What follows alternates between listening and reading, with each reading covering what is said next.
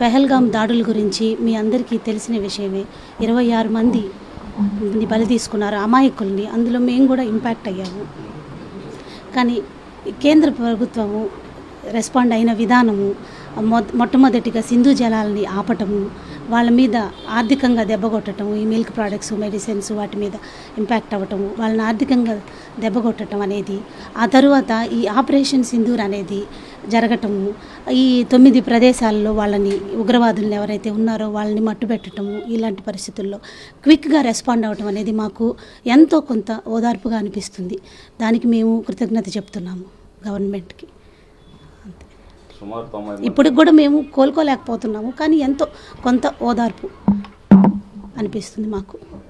అవన్నీ జరుగుతూ ఉన్నాయండి. ఈ టైంలో రెస్పాండ్ అవ్వటం అనేది అంత కరెక్ట్ కాదు. మాకైతే మమ్మల్ని వచ్చి పరామర్శించిన విధానము, ఎంతమంది దగ్గరుండి మా బావగారు అంతా కోఆర్డినేట్ చేస్తూ మాకు చాలా బాగా ఎంతో కొంత, అసలు మాకు ఏం జరిగిందనేది అర్థం కాని పరిస్థితుల్లో ఇంతమంది ఓదార్పు అనేది అదొక్కటే మాకు కొంచెం రిలీఫ్గా అనిపించిందండి. మా తల్లిదండ్రులకి ముఖ్యంగా మేము ఫేస్ చేయలేని పరిస్థితి, వాళ్ళకి ఏం చెప్పాలో తెలియని పరిస్థితి. వాళ్ళని మాకు పొలిటీషియన్స్ గురించి అవంతా తెలియదండి, కానీ ఎంతమంది వచ్చారు, ఏ విధంగా రెస్పాండ్ అయ్యారు, ముఖ్యంగా మరి పవన్ కళ్యాణ్ గారు రెస్పాండ్ అయిన విధానము మాకు అసలు మా ఇంట్లో మనిషిలాగా చాలా ఆనందం వేసిందండి.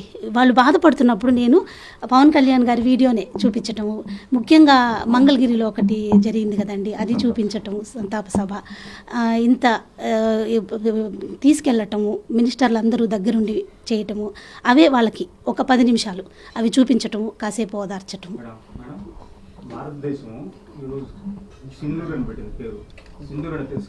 తెలుసండి, తెలుసు. అది ఈరోజు ఉదయాన్నే లేచినప్పుడు స్టేటస్లో చూశానండి. ఇంతవరకు మేము ఫాలో కూడా అవ్వలేకపోతున్నాం.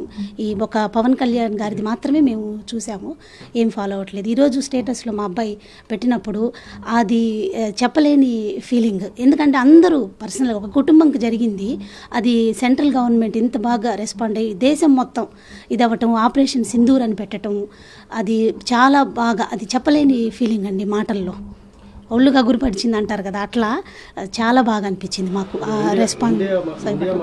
లోటు మాత్రం తీర్చలేకపోయినా ఓదార్పు.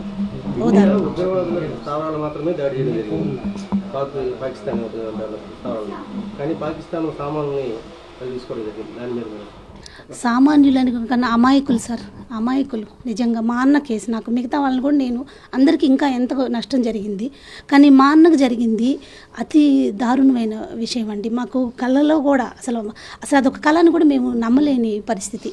తను మా ఎదురుగానే ఉన్నట్టు మనిషిగా మాకు చూసుకోవడానికి కూడా లేకుండా అయిపోయింది కదండి. ఆ లాస్ట్ ఇది ఏదైతే ఉందో అది మాకు రిజిస్టర్ అవ్వలేదు ఇంతవరకు. సో మాకు తను ఇంకా తిరుగుతున్నట్టే. ఎంత అమాయకంగా ఉండేవాళ్ళని, సామాన్యులు అంట కన్నా అమాయకులండి, ఏమీ తెలియదు, హాయిగా ఆనందంగా ఉండాలని వెళ్ళిన ప్లేస్లో నుంచి ఈ పరిస్థితి జరగడం అనేది ఊహించలేని విషయం కదండి, దారుణమైన విషయం. సింధూర ఆపరేషన్ పేరుతో మన భారత ప్రభుత్వము, ముఖ్యంగా మోడీ గారు గట్టి నిర్ణయం తీసుకొని ఈరోజు అర్ధరాత్రి సుమారు 9 ఉగ్రవాద స్థావరాలపైన దాడులు చేసి ఉగ్రవాదులను హతమార్చడం జరిగింది. ఇది భారతదేశానికి ఒక ఊరట. అదేవిధంగా భారతదేశం అంటే పాకిస్తాన్ కానీ, పాకిస్తాను ఉగ్రవాదులు కానీ గుండెల దడలు స్టార్ట్ కావాలా, ఆ విధంగా భారత ప్రభుత్వం తీసుకోవాలని, భవిష్యత్తులో ఇలాంటి జరగకుండా ఉండాలని నేను కోరుకుంటున్నాను. అదేవిధంగా మొన్న జరిగిన ఉగ్రవాది దాడిలో మధుసూదన్ రావు ఒక అమాయక వ్యక్తిని బలి తీసుకోవడం జరిగింది ఉగ్రవాదులు.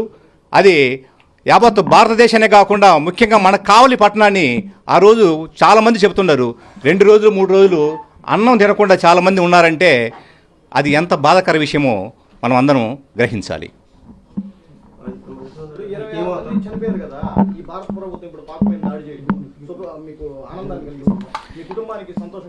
ముఖ్యంగా ఈ 26 మందిని ఉగ్రవాదులు మన భారతదేశ తీర్థయాత్రికులపైన దాడులు చేసి చంపడం జరిగింది. ఈ అర్ధరాత్రి ఉగ్రవాదులను 30 మందిని హతమార్చడం కొంతవరకు ఈ సోమశెట్టి కుటుంబానికి కానీ బంధువర్గానికి కానీ కావల్లో ఉన్న ప్రజలకు కొంతవరకు ఊరట ఇచ్చిందని ఈ సందర్భంగా తెలియజేస్తున్నాను. ఈ దాడిపైన ముఖ్యంగా ఇంకా ఉగ్రవాది అనేవాడు లేకుండా భారతదేశం వైపు చూడకుండా పాకిస్తాన్ ఆర్మీ కానీ పాకిస్తాన్ ఉగ్రవాది కానీ చేయాలని ఈ భారత ప్రభుత్వం తీసుకొని నిర్ణయం ఉగ్రవాది అనేవాడు లేకుండా చేయాలని నేను కోరుకుంటున్నాను. నా బిడ్డని కోల్పోయి పైకి లేవలేని పరిస్థితుల్లో అల్లాడిపోతున్నాము. ఈ వయసులో మాకు తోడు లేకుండా నా బిడ్డ పోవడం మా దురదృష్టకరం. ఇంకేం మాట్లాడలేను నాయన. నేను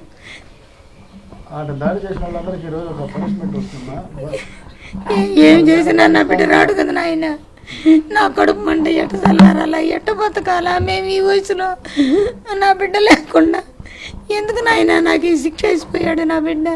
నా బిడ్డ అమాయకుడు, ఏమీ తెలియదు. నా బిడ్డ విహారయాత్రకని బావుడు పోయింది. ఫ్యామిలీతోటి ఈ పని అయ్యి వచ్చి కొల్లాలు పోయి అల్లాడిపోతున్నాము. ఇంకెంతకంటే ఏం చెప్పలేదు నాయన. నేను ఇంకెంతకంటే ఇంకేం మాట్లాడలేను నాయన. నా బిడ్డను కోల్పోయి నేను పైకి లేవలేని పరిస్థితిలో ఉన్నాను.